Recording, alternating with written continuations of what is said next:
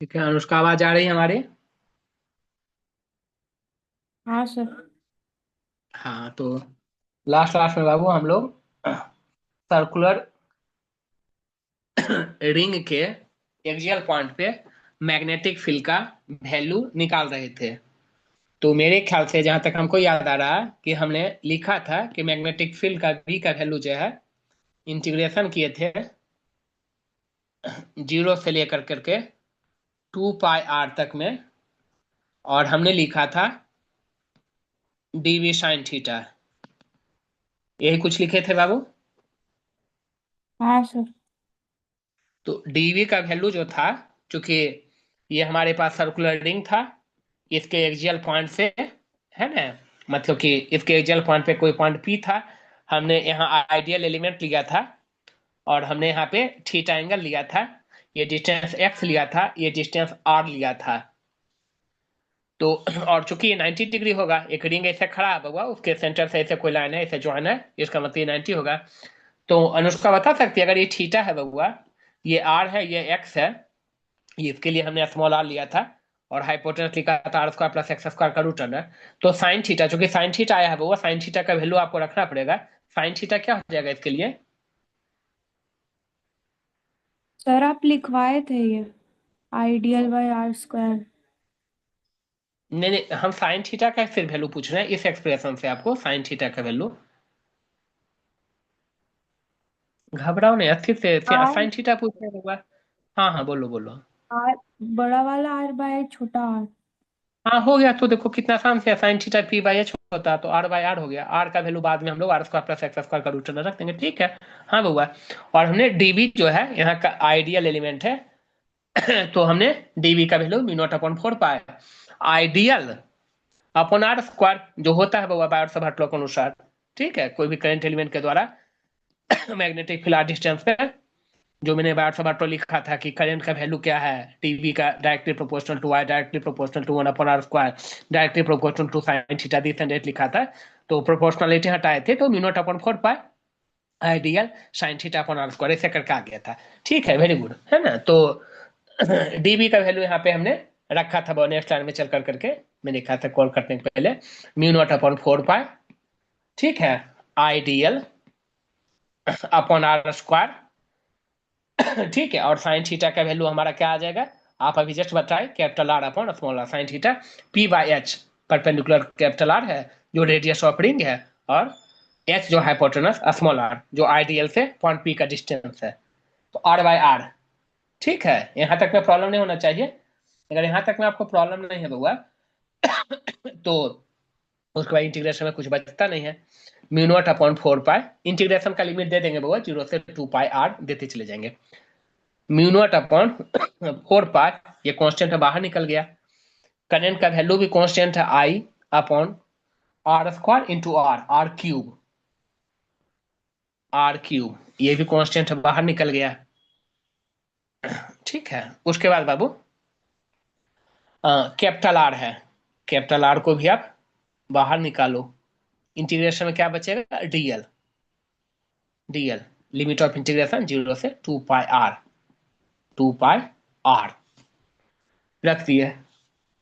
अनुष्का बताइए कि डीएल का इंटीग्रेशन क्या होगा बाबू, डीएल का इंटीग्रेशन। हाँ बोलो, गलत सही कोई दिक्कत नहीं है।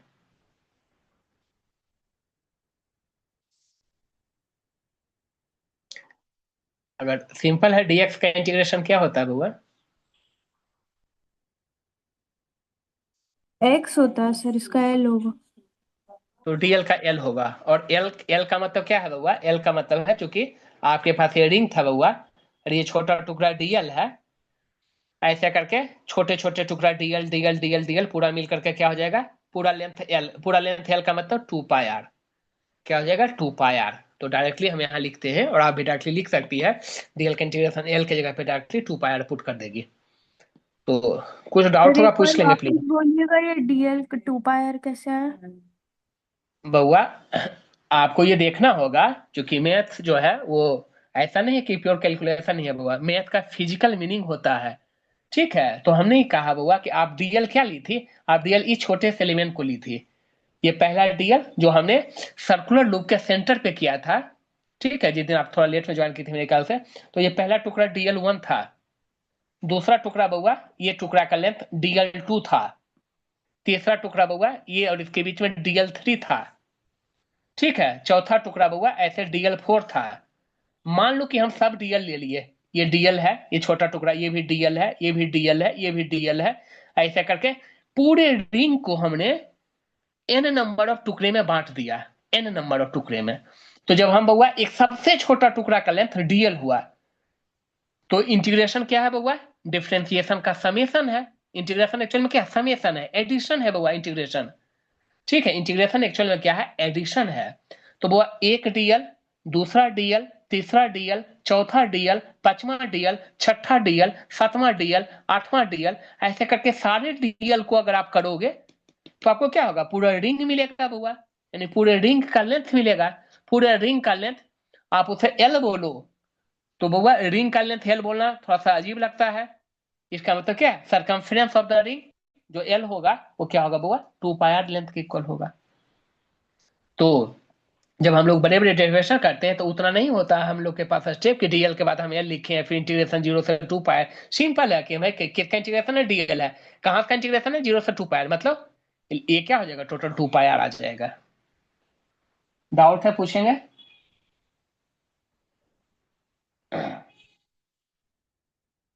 हाँ सर समझ गए। तो म्यू नॉट अपॉन 4 पाई हुआ, I into R upon R cube हुआ, और इंटीग्रेशन क्या होगा डीएल का, 2 पाई आर, 2 पाई आर हो गया।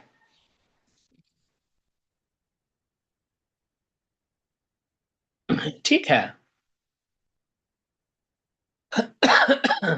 तो इसको हम ऐसा लिख सकते हैं, म्यू नॉट अपॉन 4 पाई, म्यू नॉट अपॉन 4 पाई आई, आई लिख दिया करेंट, फिर हम 2 लिखे, 2 पाई लिखे, R into R, R square हो जाएगा, 2 पाई आर स्क्वायर। अब जो स्मॉल आर है बउआ, स्मॉल आर का वैल्यू क्या था, क्योंकि ये रिंग था बउआ मेरा, ये स्मॉल आर था, ये मेरा एक्स था, ये मेरा कैपिटल आर था। स्मॉल आर का वैल्यू था R² प्लस एक्स स्क्वायर का रूट अंडर, है ना, इसका वैल्यू था। तो स्मॉल आर की जगह पे हमने लिखा capital R square plus X square. ये डिस्टेंस आपसे पूछा जाता होगा कि उस डिस्टेंस पे क्या होगा, R² प्लस एक्स स्क्वायर पे पावर क्या था, 1/2, तो 1/2 पे पावर क्यूब, यहाँ आर क्यूब है, तो हाफ पे पावर क्यूब, मतलब पावर में क्या आ जाएगा, 3/2, पावर में 3/2। ठीक है, यहां तक तकलीफ नहीं होनी चाहिए किन्हीं को। पारवी पूछेगी, अगर डाउट होगा प्लीज पूछिए सर जी। ठीक है, यहां तक में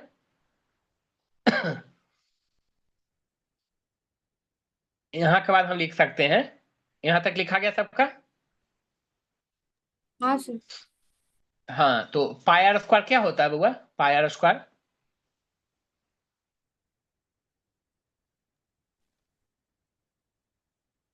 बोलो बुआ। पाई आर स्क्वायर क्या होगा, एरिया ऑफ सर्कल होगा। अब इसमें बोलने में क्या हिचकिचाहट है सर जी। तो पाई आर स्क्वायर की जगह पे आप नेक्स्ट लाइन में एरिया लिख दीजिए, ए। ठीक है, एरिया ऑफ सर्कल हो गया, या एरिया ऑफ रिंग है अगर रिंग की बात करें। ठीक है, 2 को हम आगे लिख दिए, IA, ऐसा कर दिए। बता पाएंगे कोई कि क्या हमने लास्ट क्लास में हमने कोई पढ़ाया है एक ऐसा टर्म जिसमें करेंट और एरिया का प्रोडक्ट होता है, किसके इक्वल होता है करेंट और एरिया। लास्ट क्लास में हमने पढ़ा है कि करेंट और एरिया का प्रोडक्ट कुछ कहलाता है, क्या कहलाता है बाबू, B equal to mu naught upon 4 pi two two mu vector, R mu vector हमने मैग्नेटिक डायपोल पढ़ाया था पिछले क्लास में, खूब अच्छे से हमने लिखा दिया था आपको। ठीक है, पीछे क्लास में हमने खूब अच्छे से आपको लिखा दिया था, हमने डायग्राम बनाया था कि एक सर्कल है, देखो इसका एरिया ए है, इसमें करंट आई जा रहा है। तो मैंने बताया था कि देखो what is the physical meaning of Gauss's law of magnetism. मैंने कहा था कि इलेक्ट्रोस्टेट में, क्योंकि जब हमने clause integral E dot D F किया था, तो ये आपका Q net net charge upon epsilon not आया था।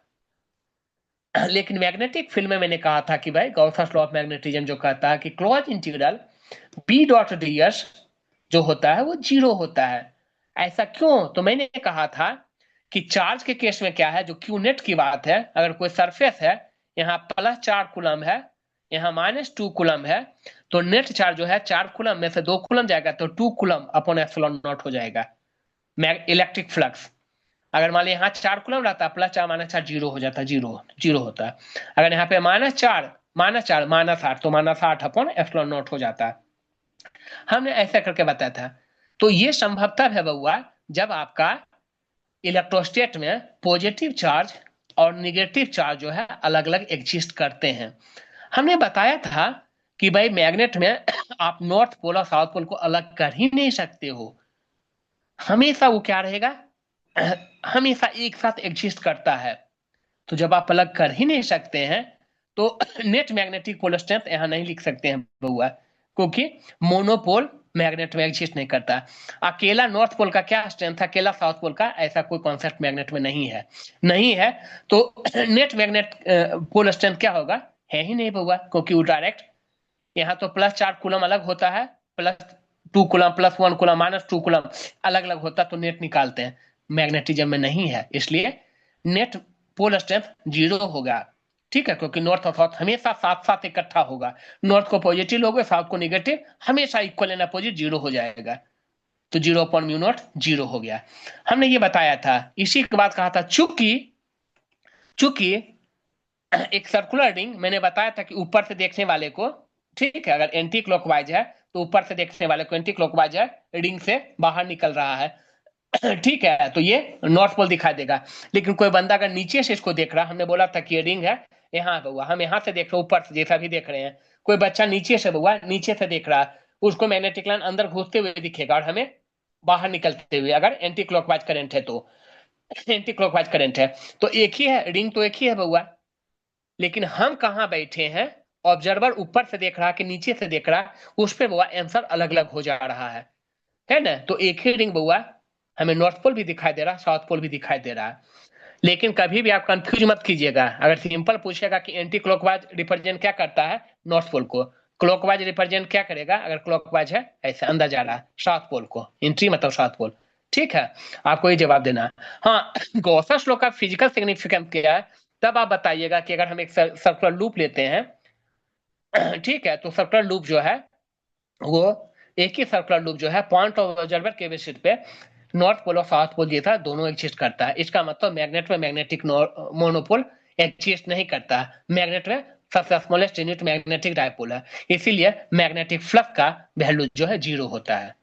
तभी हमने बताया था आई है, इसका एरिया ए है, चूंकि डायपोल सबसे छोटा यूनिट डायपोल है, डायपोल है तो मैग्नेटिक डायपोल मोमेंट होगा, मैग्नेटिक डायपोल मोमेंट का वैल्यू करंट इनटू एरिया होगा, आई ए। अगर आप लोग पढ़ कर रखते तो अभी जो 2 4 5 मिनट गया वो नहीं जाता सर जी, और आप लोग को थोड़ा मेहनत करनी चाहिए। μ0/4π 2μ/r² + x² ⁵ r² + x² ⁵ ठीक है, यही आपका क्या होता है, magnetic line, magnetic field at the axis of circular loop carrying current. किसी भी सर्कुलर लूप जो करंट कैरिंग कर रहा है उसके एक्सिस पे, एक्स डिस्टेंस दूर, सेंटर से एक्स डिस्टेंस दूर पे मैग्नेटिक फील्ड का वैल्यू, मैग्नेटिक फ्लक्स का, ये मैग्नेटिक फील्ड का या मैग्नेटिक इंडक्शन वेक्टर, इसका वैल्यू यही होगा। पूछो बाबू, डाउट है प्लीज पूछेंगे।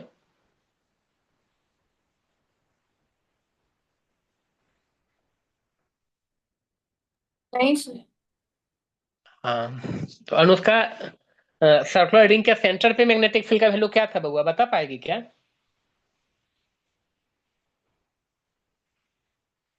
हाँ सर। इतना, हाँ इतना टाइम नहीं हुआ, बोलो आंसर डायरेक्ट, तब ना कहेंगे कि डायग्राम नहीं में आप यार। साउंड आ रहा था। बी अच्छा। Mu naught I N by हाँ, टू आर। हाँ, अगर सिंगल टर्न है तो mu naught I upon two R, अगर एन नंबर ऑफ टर्न है तो म्यू नॉट, मुन्नी बदनाम हुई नहीं, mu naught N I upon two R, ठीक है। तो देखो तो, अगर हम यहाँ पे एक केस लेते हैं स्पेशल, कि if X equal to zero, if X equal to zero, X equal to zero का क्या मतलब हुआ बउआ?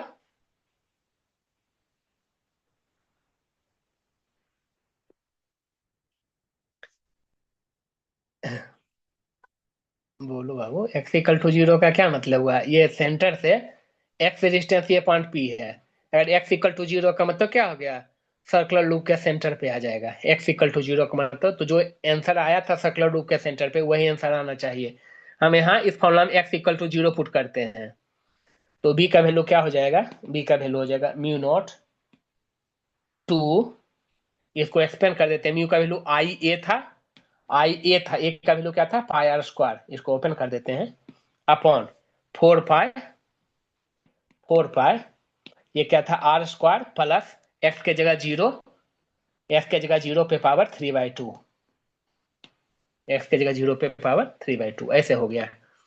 तो R square plus zero, R square ये बचेगा, आर स्क्वायर पे पावर थ्री बाई टू, ये वाला स्क्वायर और ये वाला पावर कैंसिल आउट हो जाएगा, तो बचेगा क्या हमारे पास? Mu naught two I pi R square upon four pi R पे पावर क्यूब, आर क्यूब, ठीक है। तो आर स्क्वायर से आर क्यूब कैंसिल, नीचे एगो आर बचा, ये आपका पाई से पाई कैंसिल हुआ, दो से चार कैंसिल हुआ, तो बचा mu naught I upon two R, क्या बचा? Mu naught I upon two R, ठीक है। ये मैग्नेटिक फील्ड का वैल्यू सेंटर पे आ गया, सर्कुलर रिंग के सेंटर पे, ऑलरेडी ये देख चुके हैं। मतलब इस डेरिवेशन से वो जनरल डेरिवेशन हो गया, उसका एक पार्टिकुलर केस हो गया सेंटर वाला।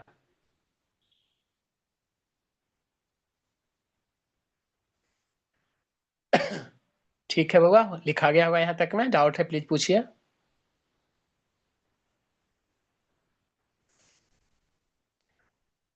देखो, सब फोन पे ही बिजी है, ठीक है।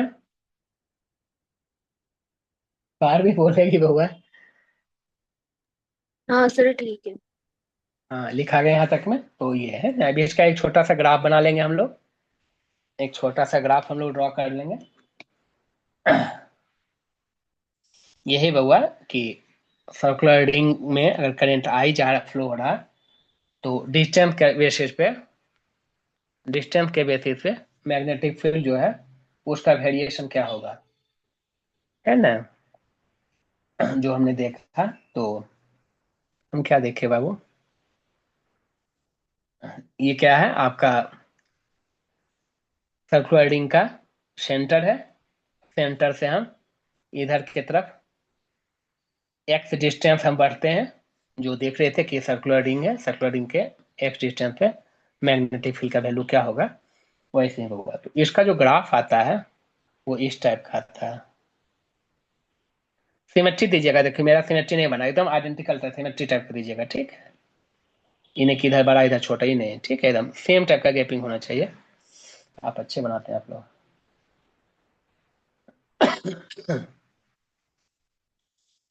ये ग्राफ क्या रिप्रेजेंट कर रहा है बउआ? ये ग्राफ रिप्रेजेंट कर रहा है variation of magnetic field, variation of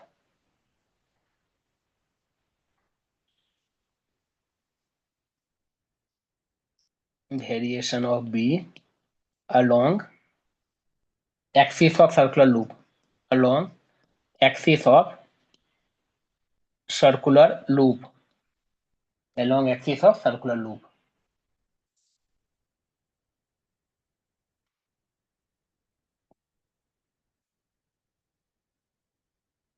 along axis of circular loop, ठीक है। कि सर्कल के सेंटर पे सबसे ज्यादा मैग्नेटिक फील्ड रहता है, जैसे जैसे हम सर्कल के सेंटर से दूर जाते हैं वैसे वैसे मैग्नेटिक फील्ड का वैल्यू कम होते चला जाता है, और ऐसे ऐसे मैग्नेटिक फील्ड का वैल्यू कम है। वाई एक्सिस क्या रिप्रेजेंट कर रहा है, बी हुआ है। एक्स एक्सिस सेंटर से डिस्टेंस सर्कुलर रूप है।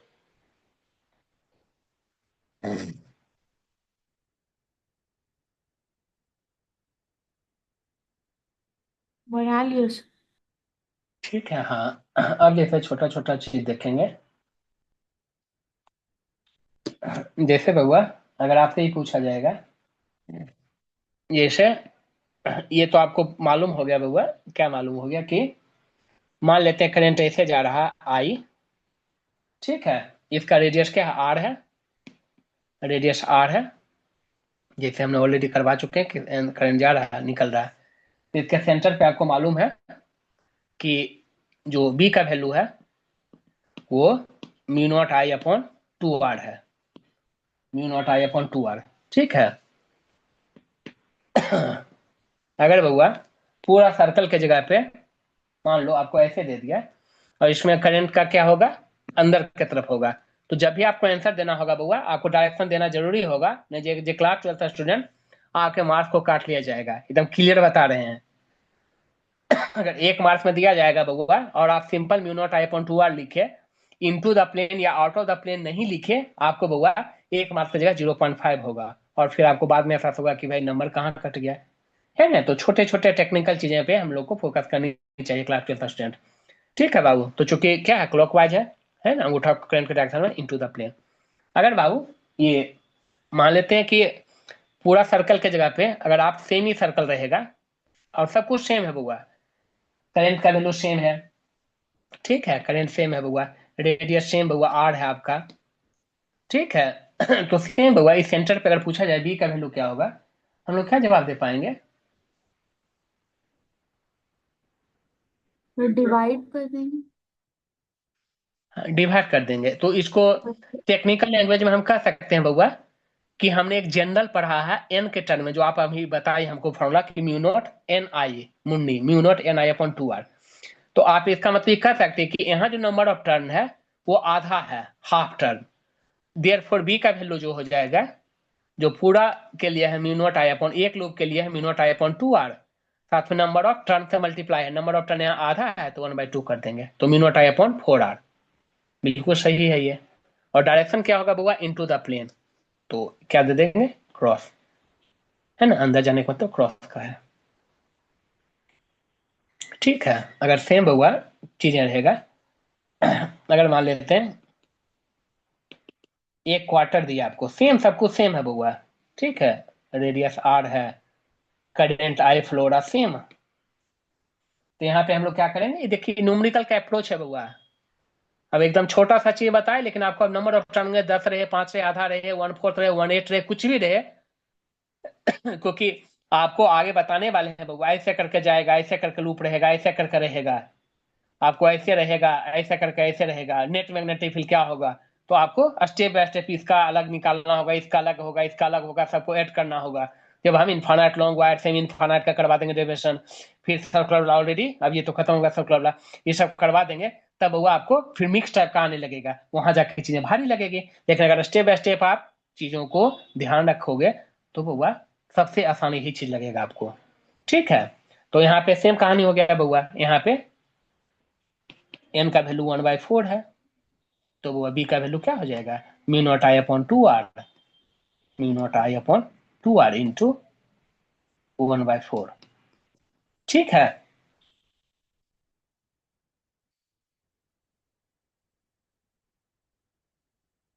इनटू द प्लेन ना सर। हाँ इंटू द प्लेन, बिल्कुल बउआ, है ना, इंटू द प्लेन, क्लॉकवाइज है, ठीक है, एकदम ये तो क्लियर आप याद रखिएगा कि क्लॉकवाइज क्या होता है आपका, ये साउथ पोल को रिप्रेजेंट करता है, into the plane, anti, anti आपका नॉर्थ पोल को रिप्रेजेंट करता है।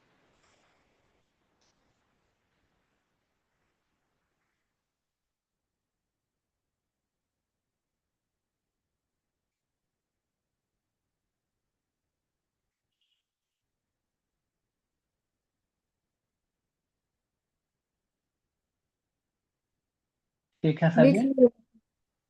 हम्म। वही सोच रहे हैं, यहाँ क्वेश्चन मेरे पास दो तीन गो बड़ा बड़ा है, और आप लोग को क्वेश्चन तो ही डर लगता है। लिखो, एक छोटा क्वेश्चन लिखो पहले। लिखेंगे a point charge is moving in a circle with constant speed. A point charge is moving in a circle with constant speed.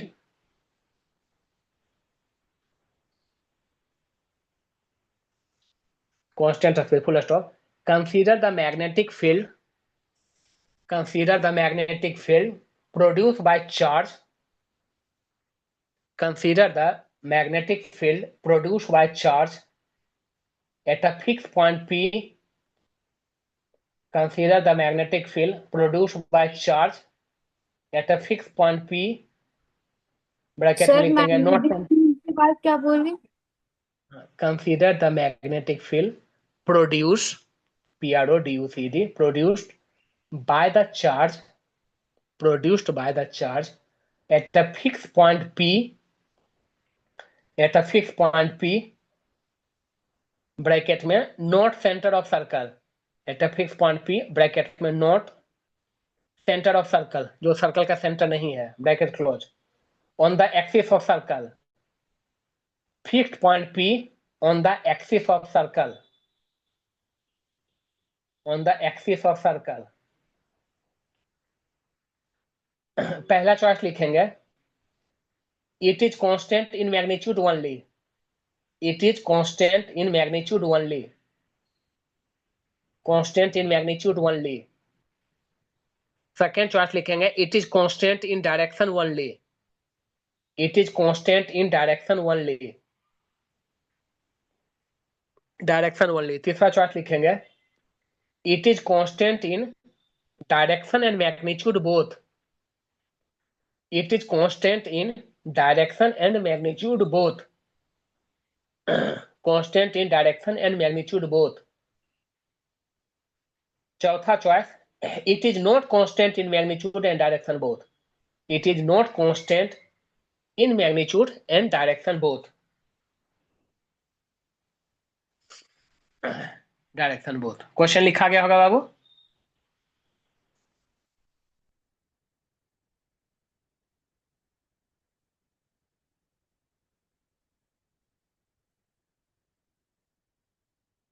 हाँ सर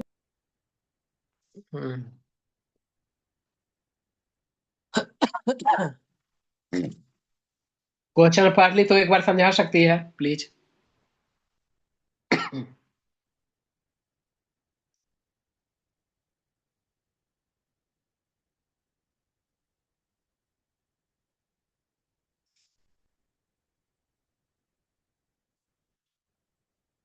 एक पॉइंट चार्ज मूव कर रहा है सर्कल में जिसका स्पीड कांस्टेंट है।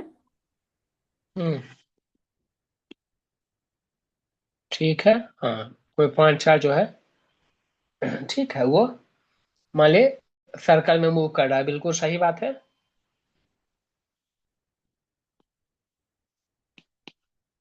उसके बाद क्या कहा? एक फिक्स पॉइंट है पी जो कि हाँ एक्सिस ऑफ सर्कल में है, सेंटर ऑफ सर्कल में नहीं है। हाँ, तो मान ली ये सर्कल है, सर्कल से एक हम एक्सिस ड्रॉ करते हैं, कहीं पे पॉइंट P है, मान ली इस एक्सिस पे, ठीक है, वेरी गुड। हाँ, वो मैग्नेटिक फील्ड प्रोड्यूस कर रहा है। मतलब ये चार्ज, मूविंग चार्ज एक्चुअल में मैग्नेटिक फील्ड प्रोड्यूस करता है। ये मूविंग हाँ चार्ज क्या करेगा भैया? कोई चार्ज मूव कर रहा है, मूविंग चार्ज का मतलब क्या होता है अनुष्का?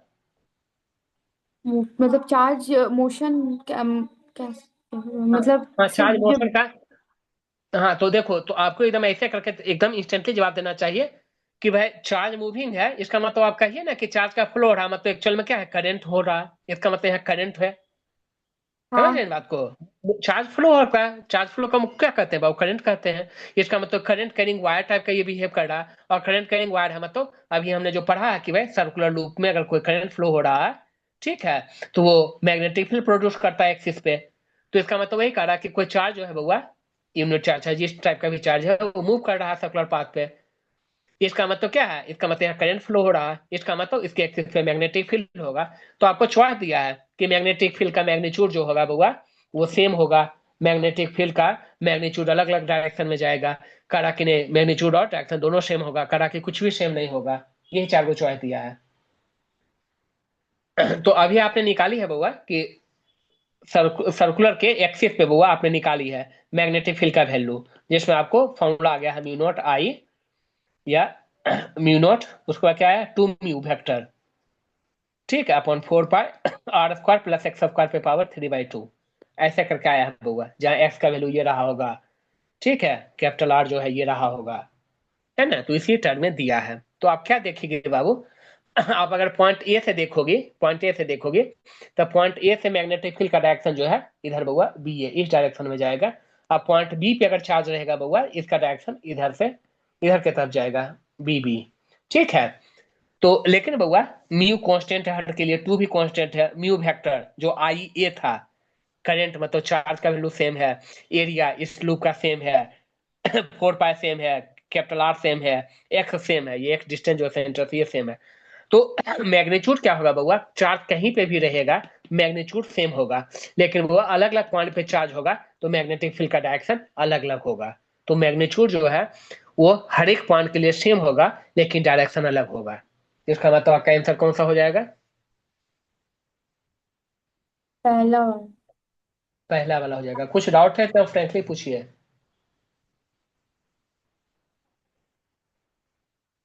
नहीं। हाँ है ना, तो इसी हिसाब से सोचना होता है हम लोग को। लिखेंगे का क्वेश्चन, लिखेंगे a particle of negative charge of magnitude Q, a particle of, इसको लिखेंगे कैसे, मतलब ऐसा डायग्राम के बेसिस पे? बिल्कुल सर जी बिल्कुल, क्यों नहीं लिखना है इसमें, मान ली नहीं है फिजिक्स में, आप प्रयास कीजिए कि मैथमेटिकल अप्रोच ज्यादा रखें, कम से कम लिखने का प्रयास करें, थ्योरेटिकल डायग्राम अगर बना सकते हैं, जहां जहां संभव है डायग्राम हम देंगे, ठीक है। जैसे ये हो गया ना, डायग्राम बना दिए हो गया। आप लिखना कैसे है, तो मैग्नेटिक फील्ड का जो वैल्यू हमने लिखा फार्मूला ड्राइव करके आया, वो फार्मूला आपको रटा हुआ होना चाहिए, वो लिखिए, लिख दीजिए कि magnitude constant but S on direction different, हो गया, ठीक है। लिखेंगे question, a particle of negative charge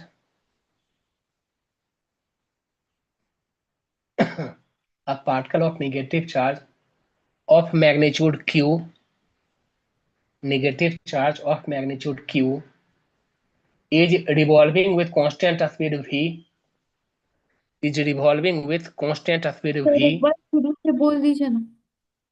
a particle of negative charge, a particle of negative charge of magnitude q is, magnitude q is revolving with constant speed, revolving with constant speed v in a circle of radius, in a circle of radius as shown in figure, circle of radius as shown in the figure, as shown in the figure. Find magnetic field at, find magnetic field at, पहला number centre of circle, centre of circle, दूसरा number a point on the axis, दूसरा number a point on the axis, a point on the axis and at a distance x from center of ring, a point on the axis and at a distance x from center of ring, and at a distance x from center of ring, इसी में लिखेंगे is its direction constant all the time, is its direction constant all the time, question mark।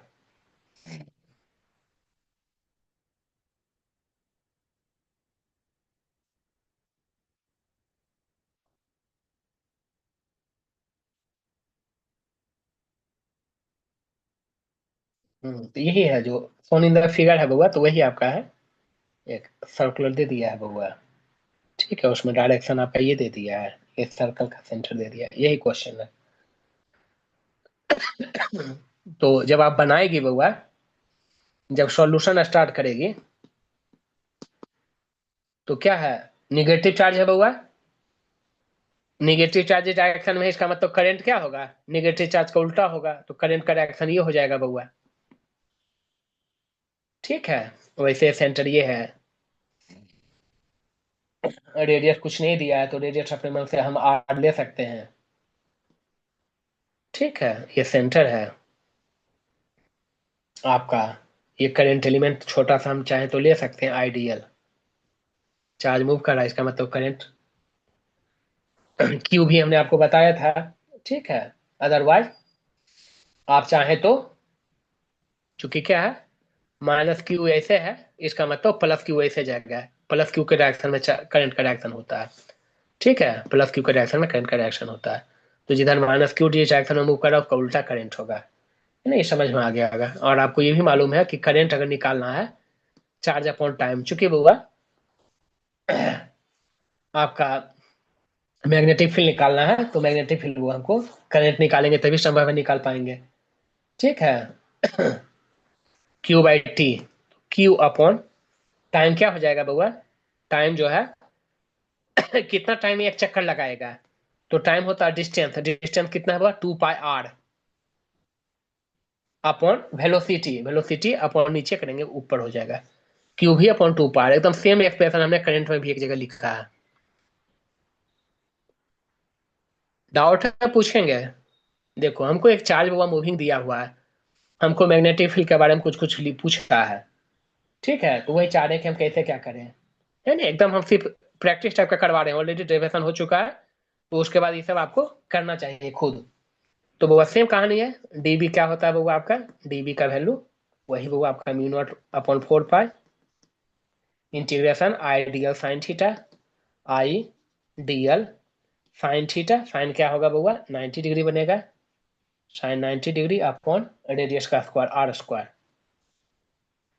ठीक है, तो mu naught upon 4π I upon R square DL, फिर same कहानी होगा, integrate करोगे साइन 91 होगा, डीएल को इंटीग्रेट करेंगे, डीएल के इंटीग्रेट से क्या होगा 2πr बन रहा है, हर जगह एक ही बात है होगा 2πr बन रहा है। कट गया आपका, यहाँ पे भी क्या आ गया वही बउआ mu naught I upon 2r जो ऑलरेडी आपने ड्राइव कर चुके हैं। ठीक है, इसमें बस बुद्धिमानी इतना ही करना था कि म्यू नॉट अपॉन 2r, और जो करंट था आई, आई का वैल्यू क्या था वो क्यू भी अपॉन 2πr, क्यू भी अपॉन 2πr। ठीक है, करंट डायरेक्शन में क्या होगा इनटू द प्लेन जाएगा, सेंटर पे क्या होगा इनटू द प्लेन, तो क्रॉस मार देंगे। तो देखो अब जो होशियार बच्चा रहता है, जो बार बार प्रैक्टिस किया होता है, बार बार क्वेश्चन को देखा होता है, वो डायरेक्टली क्वेश्चन को बुआ देखते ही कहता अच्छा अच्छा निगेटिव चार्ज मूव कर रहा है सोन इन फिगर इस डायरेक्शन में, इसका मतलब करंट इस डायरेक्शन में होगा, तो सेंटर पे इनटू द प्लेन होगा, इनटू द प्लेन तो उसको आगे एकदम पहला ही चॉइस अगर दिया रहता तो पहले दो चॉइस में मस्ट है कि इनटू रहता, दो चॉइस में आउट रहता हुआ, तो दो चॉइस तो पहले खत्म हो जाता सिर्फ डायरेक्शन से। उसके बाद कहता अच्छा ये सेंटर की बात अगर करता है तो सेंटर पे mu naught I upon 2r होता है, म्यू नॉट अपॉन 2r को कॉपी करता है, बोलता आई का वैल्यू क्या होगा, क्योंकि हमको डाटा जो है बउआ, हमको डाटा जो है क्यू के रूप में दिया है, वेलोसिटी के रूप में दिया है, तो बस कुछ नहीं, करंट जो होता है चार्ज अपॉन टाइम होता है, चार्ज की जगह चार्ज, टाइम क्या होगा रिवॉल्यूशन टाइम 2πr, चूंकि टाइम होता है डिस्टेंस अपॉन वेलोसिटी, डिस्टेंस क्या है सर्कमफ्रेंस 2πr अपॉन वेलोसिटी ऊपर क्यू भी अपॉन 2πr हो गया। तो इस क्वेश्चन को बउआ बनाने में अगर हमको याद है कि सेंटर ऑफ सर्कल पे